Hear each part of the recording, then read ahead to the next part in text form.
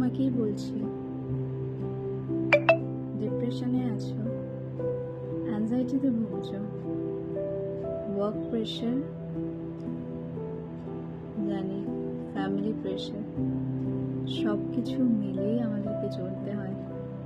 কিন্তু একটু ভেবে দেখো তো, হাজার হাজার মানুষ এমন আছে যাদের কাছে আমাদের এই লাইফটা স্বর্গের মতো, কিন্তু তারা সেইটা পাচ্ছে না, আর আমরা সেটা পেয়েও তার ভ্যালু দিতে পারছি না।